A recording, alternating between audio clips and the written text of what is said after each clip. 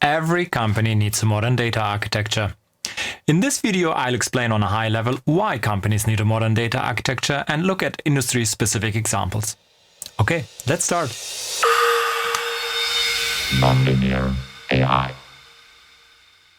Okay, why does every company need a modern data architecture? Data architectures basically lay the technical foundation to ingest, store, process, and consume data of any size, format, and frequency. This allows companies to do business intelligence, analytics, machine learning, also called AI nowadays, and build data-driven products in general. In other words, data architectures enable companies to profit from data in the first place. And thus, in my opinion, every company needs a modern data architecture. Let's look at some industry-specific examples to get a better feeling of what this means. The first example, we'll look at online retailers, for example, shops like Amazon. The first thing to do is look at which data sources a company has. In our example, this might be, for example, the purchase history of users, so which items did a user buy in the past, or user ratings and comments. The items themselves might have descriptions and images attached to them, or even videos. We might have information coming from other systems like item stock information, or, for example, shipment status updates. You can imagine that in reality there will be many more data sources for a company, even in this case. Now that we have looked at potential data sources for our example, let's imagine this company does have a good modern data architecture. So in other words, they are able to ingest, store, and process all of these data sources. So the first thing the company might be doing with the data is use it in business intelligence. So basically creating dashboards showing some KPIs and metrics in near real time. So examples for metrics could be the number of sold items, or the revenue in a certain time frame, or the number of new users acquired in a certain time frame. Also things like the average time to ship of an item.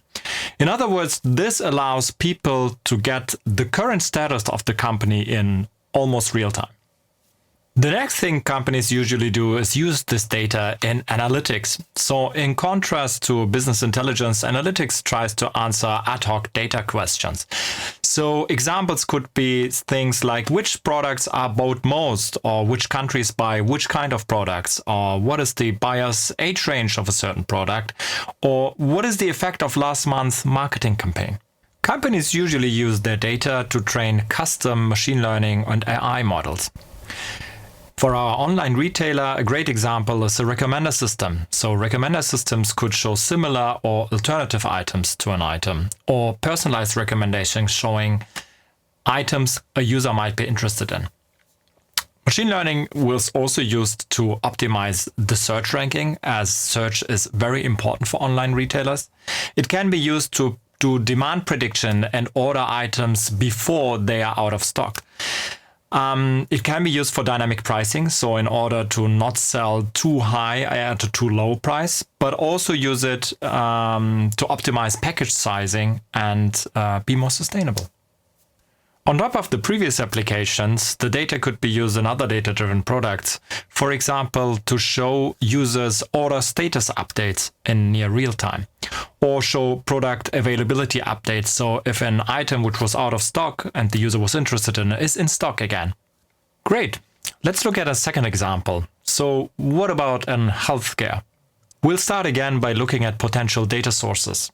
In this case, it could be, for example, doctor's reports, medication history of a patient, radiologic images like MRI or X-ray, sensory data, for example, measuring the blood pressure or ECGs, and again, many more possible data sources. A great application for data in medicine is use it in machine learning and AI applications. A classical application is to support diagnostics. So, for example, to detect abnormalities in radiologic images, or detect heart conditions from ECG data, or personalize the medication and doses using machine learning, as well as detect illnesses from sensory data. All applications which already exist. Now, we looked at two concrete examples, but to be honest, it's always the same.